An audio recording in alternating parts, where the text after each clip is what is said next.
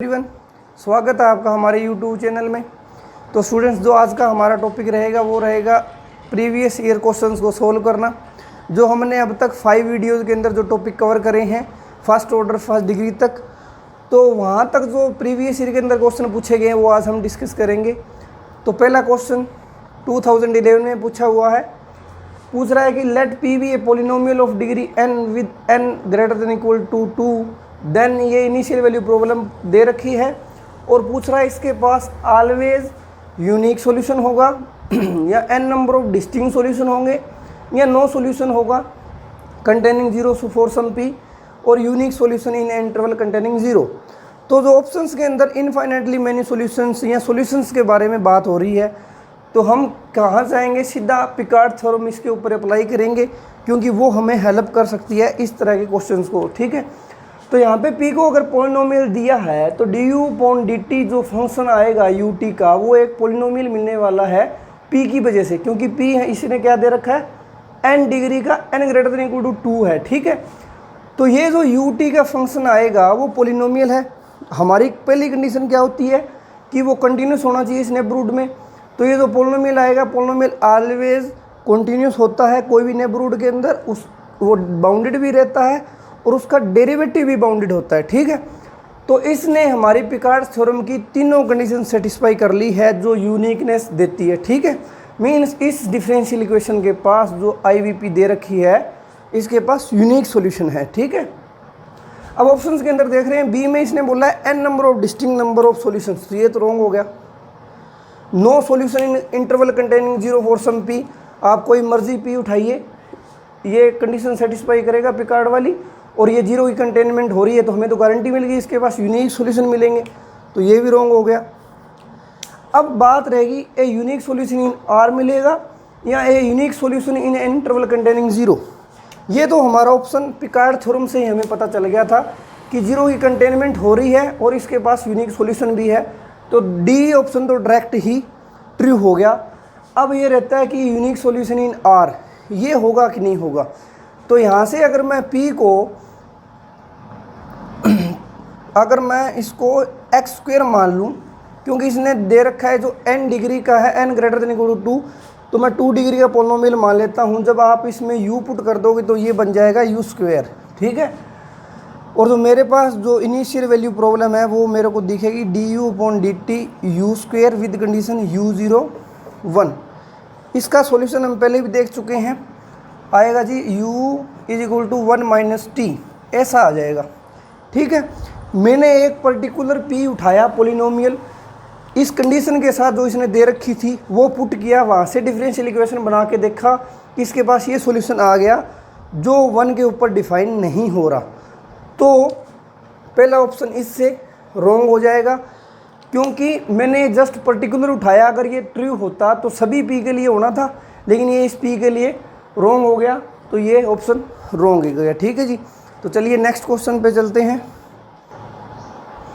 तो ये क्वेश्चन आपके सामने है जो 2015 में पूछा हुआ है, let ut be a continuously differentiable function taking non negative values for t greater than 0 and satisfying, ये डिफरेंशियल इक्वेशन दे रखी है। देन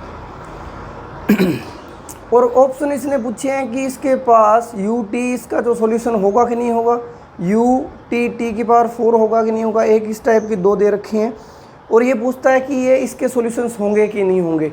तो आप देख पा रहे हो जो u0 है वो तो इसको सेटिस्फाई कर रहा है, इस कंडीशन को भी सेटिस्फाई कर रहा है, ये तो ऑप्शन हमारा होने वाला है। ठीक है,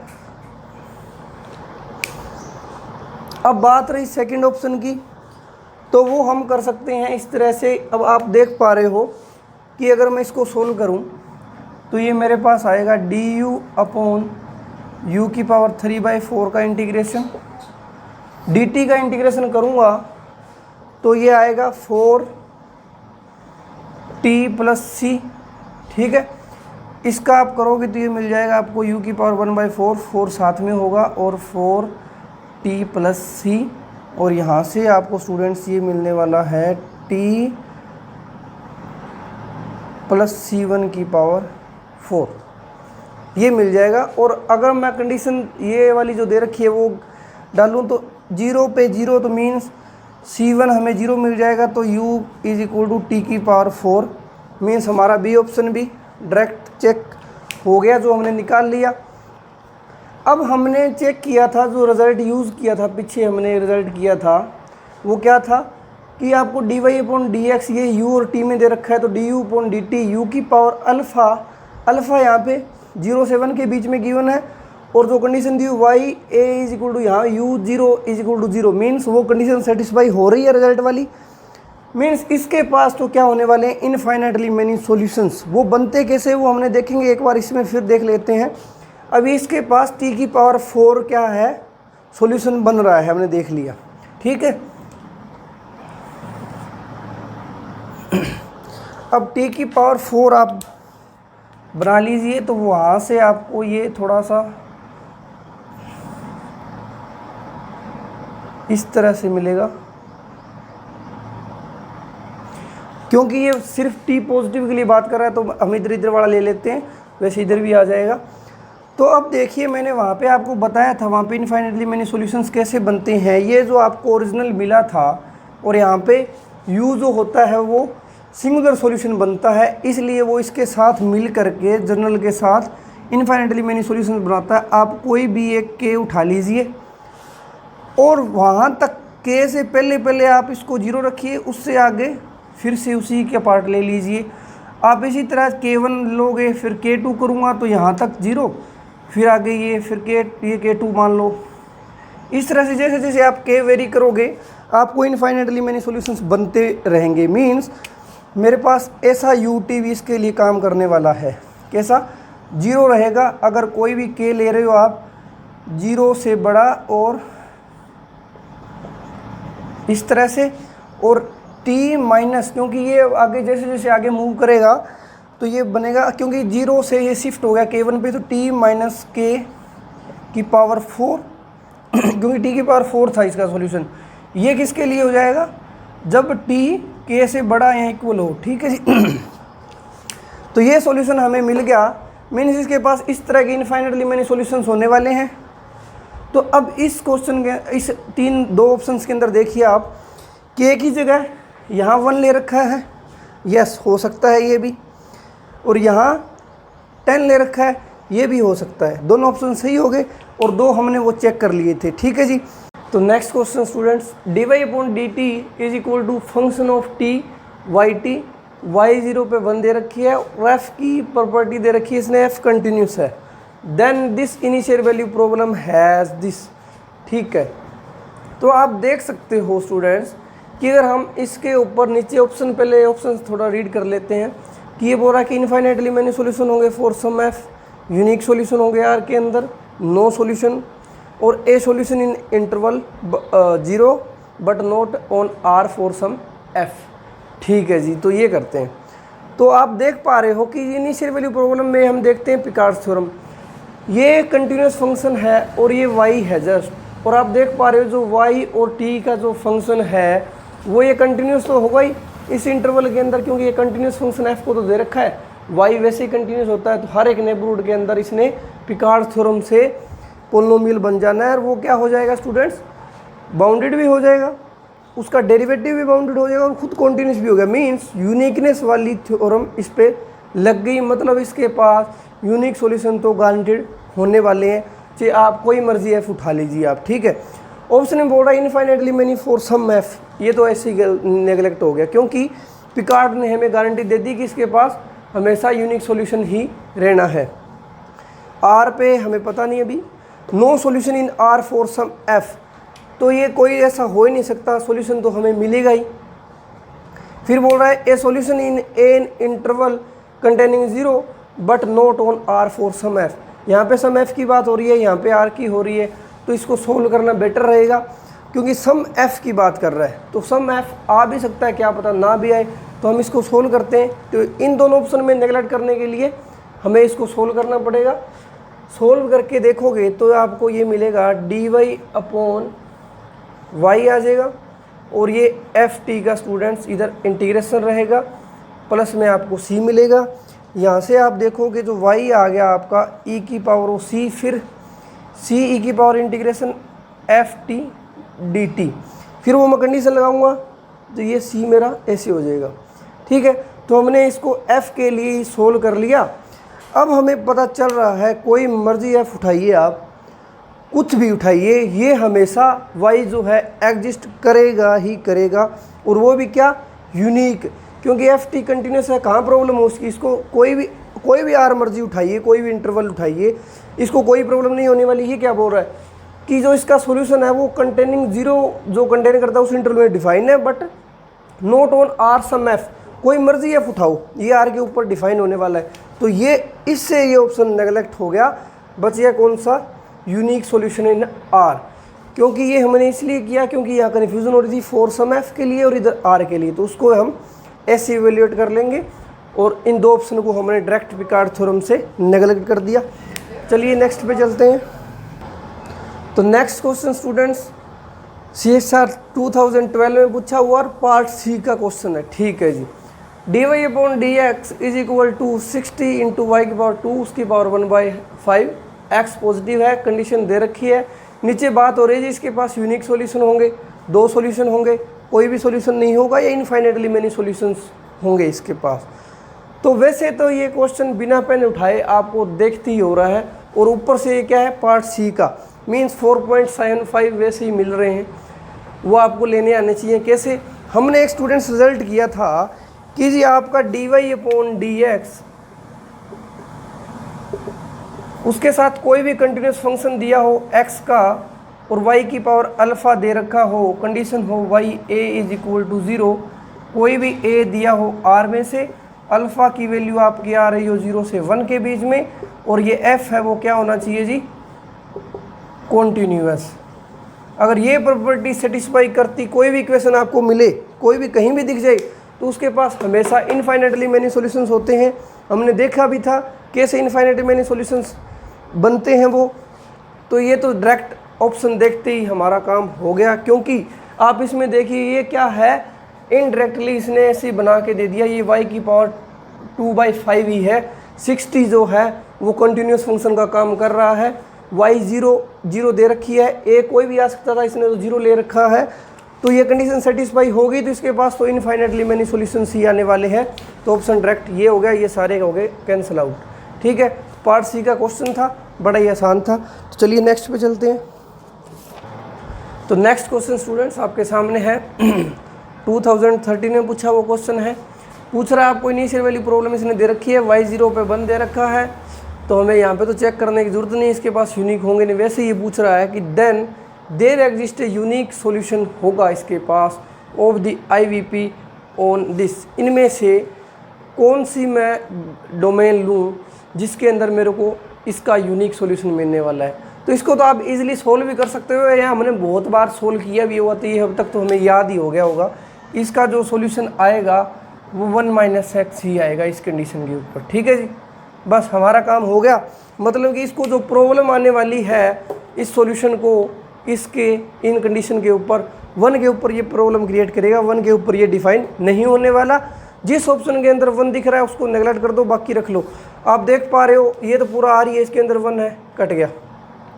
इसमें -∞ to 1 ये बच गया, -2 से 2 1 आ रहा है बीच में, ये कैंसिल हो गया। -1 से इन्फिनिटी इसके अंदर भी क्या आ रहा है, 1 आ रहा है, ये भी कैंसिल हो गया। बच गया कौन सा, एक ही बचा था, वो सही हो गया। तो यही पूछा था इसने कि यूनिक सॉल्यूशन कौन सा इंटरवल के अंदर आपको मिलेगा। तो ऐसे आपसे क्वेश्चन पूछे जाते हैं इनिशियल वैल्यू प्रॉब्लम पे। चलिए नेक्स्ट पे चलते हैं। तो नेक्स्ट क्वेश्चन आपके सामने स्टूडेंट्स, ये 2013 में पूछा हुआ पार्ट सी का क्वेश्चन है। ठीक है, पूछ रहा है कि जी y आपका सॉल्यूशन होगा तो वो इस इनिशियल वैल्यू प्रॉब्लम को सेटिस्फाई करेगा, और y 0 पे 0, और नीचे हमने ऑप्शन देखे कि y t1 is equal to 1 for some t1 greater belongs to r, ये ऐसे ऑप्शंस आ रहे हैं। मतलब कि इनिशियल वैल्यू प्रॉब्लम है, लेकिन ऑप्शंस ने अपनी डायरेक्शन बदल ली, मतलब क्वेश्चन बिल्कुल बदल चुका है। अब इनिशियल वैल्यू प्रॉब्लम के अंदर,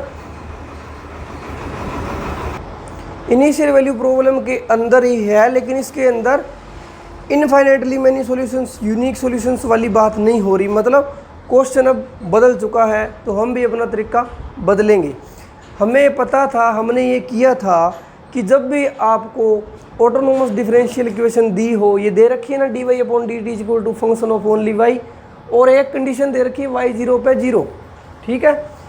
और ये इसके बिहेवियर के बारे में पूछ रहा है ना फंक्शन के, कि t1 पे 1 आ रहा है, ग्रेटर देन -1 होगा, स्ट्रिक्टली इंक्रीजिंग होगा, strictly increasing in this interval, decreasing in this. तो हम अपना तरीका बदलेंगे, कैसे? वही कि इसका इक्विलिब्रियम सॉल्यूशन निकालेंगे। तो हम क्या करेंगे, dy अपॉन dt को 0 पुट कर देंगे ना, dy अपॉन dt को 0 पुट करोगे, यहाँ से हमें जो y की वैल्यू आएगी स्टूडेंट्स +-1 आ गई। मीन्स अब हमारे पास जो इक्विलिब्रियम सॉल्यूशंस है वो कौन से हैं? +-1। अब +-1 को ड्रा करते टाइम आपने ध्यान रखना है कि 0 यहाँ पे इक्विलिब्रियम सॉल्यूशन नहीं है, तो आप इसको डॉटेड लाइन लिखिए, और ये 1 आ गया, और ये स्टूडेंट्स यहाँ पे -1 आ गया। ठीक है जी, दोनों हमने ड्रा कर लिए। कंडीशन दे रखी है y 0 पे 0 है, तो इस पॉइंट पे पहुँच जाइए आप। यहाँ पे आप कोई भी पॉइंट इसमें पुट कीजिए जी, इस -1 से 1 के बीच में, आप देखेंगे कि ये हमेशा क्या आएगा? पॉजिटिव आएगा। मीन्स इधर ये इंक्रीज करता हुआ जाएगा,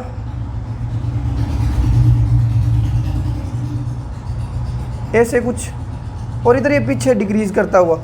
इंक्रीज करते टाइम इसको 1 ने पकड़ लेना है, आगे नहीं जाने देगा, क्योंकि इक्विलिब्रियम सॉल्यूशन है। -1 से नीचे नहीं जाने देगा, तो मतलब कि 1 और -1 के बीच में सॉल्यूशन बाउंड हो गए, रह गया इसका। ठीक है जी। तो पहला ऑप्शन क्या कह रहा है कि t1 पे 1 आएगा for some t belongs to r। पहले तो आप चेक कीजिए कि जो 1 है वो क्या है यहाँ पे? Equilibrium solution. और हमने किया था जो इक्विलिब्रियम सॉल्यूशन होते हैं वो किसी भी वैल्यू के लिए अटेंड नहीं हो सकते, तो ये ऑप्शन कैसे हो सकता है? ये बोल रहा है कि फॉर सम t1, ये तो 1 के पास जाने की कोशिश करेगा, इन्फिनिटी पे टेंड करेगा इसको, लेकिन ये कभी भी आएगा नहीं इसके इक्वल। ठीक है, तो पहला ऑप्शन हो गया रॉन्ग। दूसरे में ये बोल रहा है कि t ग्रेटर देन -1 से हमेशा होने वाला है, कोई t लीजिए। देखिए आप t चाहिए इधर जाइए, चाहिए आप t को प्लस इन्फिनिटी की तरफ जाइए या -इन्फिनिटी। यहाँ पे आप बिहेवियर देखेंगे कि जो आपका y है, y का जो बिहेवियर है इन्फिनिटी की तरफ जाते हुए 1 को जा रहा है, और -इन्फिनिटी की तरफ जाते हुए -1 की तरफ जा रहा है। दोनों अटेंड नहीं हो रहे, लेकिन जा तो रहा है, यानी -1 और 1 के बीच में ही रहने वाला है वो। मीन्स -1 से तो वो बड़ा होगा, तो ये बोल रहा है कि फॉर ऑल t यस, ये ऑप्शन आपका सही हो गया। फिर ये बोल रहा है कि जी y strictly increasing in r, ये तो बाउंडेड भी है और इंक्रीज करता हुआ स्ट्रिक्टली इंक्रीज भी कर रहा है, ये देख सकते हैं आप, क्योंकि हमने dy ग्रेटर देन 0 आना है इन दोनों के बीच में, ये बाउंडेड होके। ठीक है, तो ये ऑप्शन भी आपका हो गया करेक्ट। ये बोल रहा है कि 0 से 1 के बीच में इंक्रीज करेगा, फिर ये 1 to इन्फिनिटी के बीच में डिक्रीज करेगा। ये कैसे? तो पूरा तो इंक्रीज कर रहा है, तो ऐसा तो कुछ है ही नहीं, पूरा इंक्रीज कर रहा है, वो भी स्ट्रिक्टली इंक्रीज इन r, पूरे r के लिए। तो जैसे ही क्वेश्चन ने अपनी तक वो बदलता है ऑप्शंस, तो वैसे ही अपने आप को तरीका बदलिए आप अपना। यहाँ पे थी तो इनिशियल वैल्यू प्रॉब्लम, लेकिन हमारे ऑप्शंस थे जो बिहेवियर ऑफ सॉल्यूशन के ऊपर थे, तो हमने कौन सा तरीका लगाया? इक्विलिब्रियम सॉल्यूशन वाला, ये लगाया। वहाँ से हमें डायरेक्ट पता चल गया विदाउट सोल्व किए। अगर आप किसी को सोल्व करोगे तो काफ़ी टाइम लगेगा, वहाँ से भी क्या पता आपको इन ऑप्शंस के बारे में आइडिया लगा ही ना पाओ। ठीक है, तो चलिए नेक्स्ट पे चलते हैं। तो जी नेक्स्ट क्वेश्चन आपके सामने दिख रहा है कि जो ये पूछा हुआ है CSIR 2014 में, पार्ट बी का क्वेश्चन है।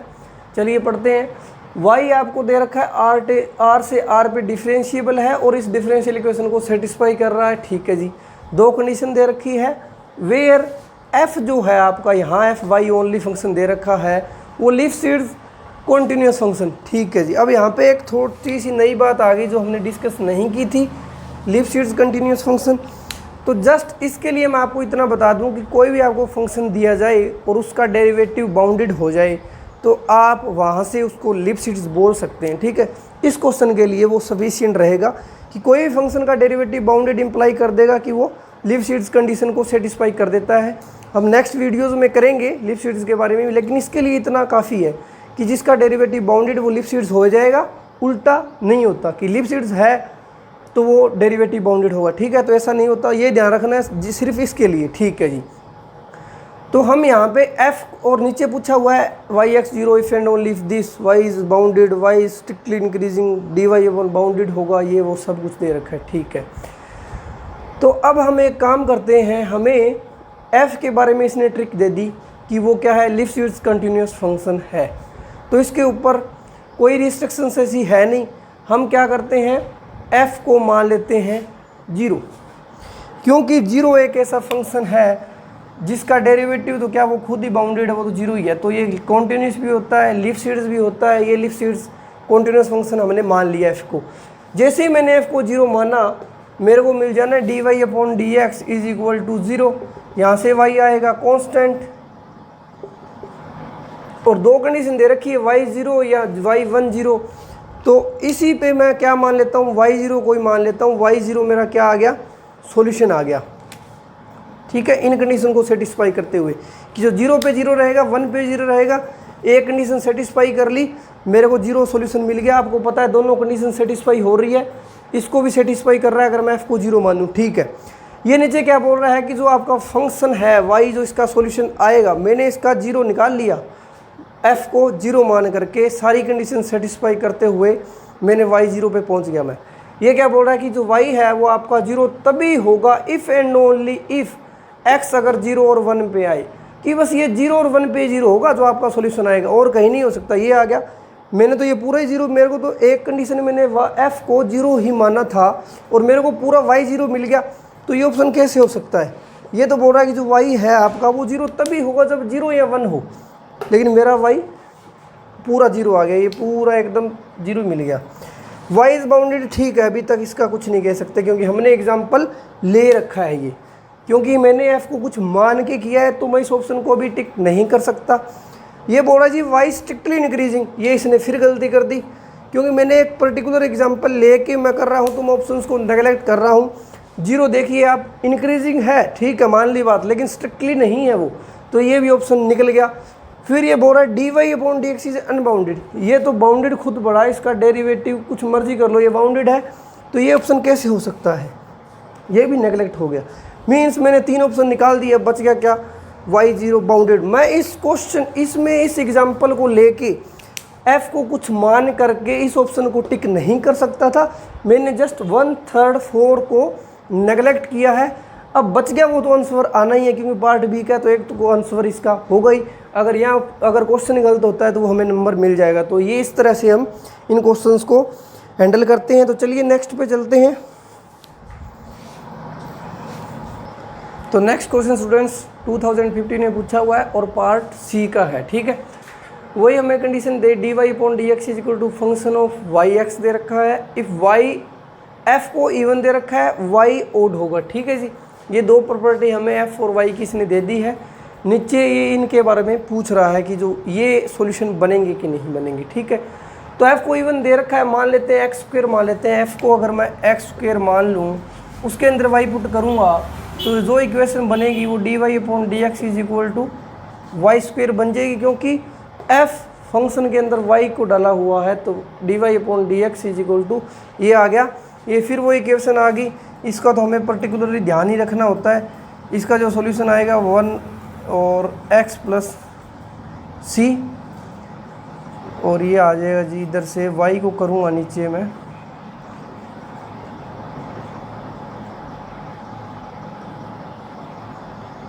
इस तरह से, ये आ गया। ठीक है, अब ये इसका सॉल्यूशन हो जाएगा जब मैंने एक जस्ट इसको क्या किया, इवन पिकअप कर लिया, x² वहाँ से मैं कर रहा हूँ। तो यहाँ से अब मेरा टारगेट क्या रहेगा, मैं ऑप्शंस को नेगलेक्ट करूँगा, टिक नहीं करूँगा। तो यहाँ से ये है, अब मैं अगर c को कुछ मर्जी पुट कर देता हूँ, क्योंकि ये ओड फंक्शन है, प्रॉपर्टी दे रखा है, तो एक मैंने c को क्या कर दिया, 0 पुट कर दिया एक बार के लिए, पर्टिकुलर के लिए। ठीक है, ये भी सॉल्यूशन इसको क्या कर रहा है, सेटिस्फाई कर रहा है, और y ओड फंक्शन है वो भी इसमें अंदर सेटिस्फाई हो रही है, क्योंकि अगर मैं माइनस को पुट करूँगा तो वो इसका माइनस आ जाएगा, क्योंकि y माइनस x होगा तो माइनस बाहर आके ये प्लस 1/x हो जाएगा, जो कि है माइनस 1/x है। ठीक है, तो ऐसे देख सकते हो कि y ये क्या है, ओड फंक्शन है। तो मैंने सेटिस्फाई करती हुई कंडीशन के साथ एक सॉल्यूशन मैंने निकाल लिया है ये। ठीक है जी, पहले ऑप्शन में ये बोलता है कि माइनस y माइनस x, तो यहाँ से क्या आएगा, माइनस इसके अंदर x को पुट करूँगा तो ये 1/x, ये फिर से माइनस 1/x आ गया। तो ये तो वही आ गया, सॉल्यूशन बन रहा है, टिक नहीं करूँगा। क्योंकि मैंने जस्ट एक पर्टिकुलर आइडिया लेके एफ को कुछ मान करके एक इवन फंक्शन मान के तब मैं कर रहा था, तो ये हो सकता है। ठीक है जी। नेक्स्ट ये बोल रहा है कि y minus x is also a solution, कि y माइनस एक्स करूँगा तो वो मेरे पास आ जाएगा जी 1/x। ठीक है, 1/x आप इसमें पुट करिए, क्योंकि मैं इसको मान के चल रहा हूँ, ये सॉल्यूशन माना है मैंने, तो ये यहाँ पे सेटिस्फाई करेगा कि नहीं करेगा वो आप चेक कीजिए। इसका डेरिवेटिव करूँगा तो वो क्या आएगा, इसका डेरिवेटिव -1/x² आएगा, इसका स्क्वायर 1/x² आएगा। दोनों इक्वल नहीं है, मतलब ये सेटिस्फाई नहीं हो रहा, मैंने ये नेगलेक्ट कर दिया। ठीक है जी। फिर ये बोल रहा -y/x, मैंने माना ये था dy/ इसके लिए कर रहा था मैं यहाँ से। ठीक है, और मैंने सॉल्यूशन मान रखा था -1/x। ठीक है, फिर ये बोला कि जो उसका माइनस है इसका, वो भी सॉल्यूशन होगा। ये मेरे पास एक सॉल्यूशन था, मैंने अगर इसका माइनस किया तो मेरे पास y क्या मिलेगा 1/x। अभी हमने चेक किया 1/x, तो इसका सॉल्यूशन बन नहीं रहा, मतलब मैं इसको भी निकाल सकता हूँ। मैंने एक इन कंडीशन को सेटिस्फाई करते हुए एग्जाम्पल ले रखा है, तो सेटिस्फाई हो क्यों नहीं रहा। ये भी सॉल्यूशन आना चाहिए था, ऑप्शन सही हो रहा था, लेकिन ये नहीं आ रहा, रॉन्ग हो गया। फिर ये कह रहा है कि जी y/x और y/-x दोनों को मल्टीप्लाई कर दो। ये -1/x था, ये उसका माइनस करूँगा तो ये +1/x हो जाएगा, -1/x² है ये। तो इनको भी आप करके देखिए, इसको पुट कीजिए, ये सेटिस्फाई कर रहा है कि नहीं। इसका डेरिवेटिव करोगे तो ये आएगा 2/x³ और इसका स्क्वायर कर दूंगा तो 1/x की पावर इसका स्क्वायर हो गया। दोनों इक्वल नहीं आ रहे, मतलब कि इस केस में भी ये सेटिस्फाई नहीं हो रहा, मतलब ये भी हमारा क्वेश्चन हो गया जी, ऑप्शन हो गया जी रॉन्ग। तो एक इसका ऑप्शन बच गया, वही टिक हो जाएगा। तो मैं ये बताना चाह रहा हूँ कि एग्जाम्पल ले करके आपको कोई भी ऑप्शन टिक नहीं करना, वहाँ से आपको ऑप्शन निकालने होते हैं अगर आप एग्जाम्पल पिकअप कर रहे हो तो। ठीक है, तो वैसे ही मैंने किया। तो चलिए नेक्स्ट क्वेश्चन पे चलते हैं। हाँ जी, तो नेक्स्ट क्वेश्चन आपकी स्क्रीन पे स्टूडेंट्स।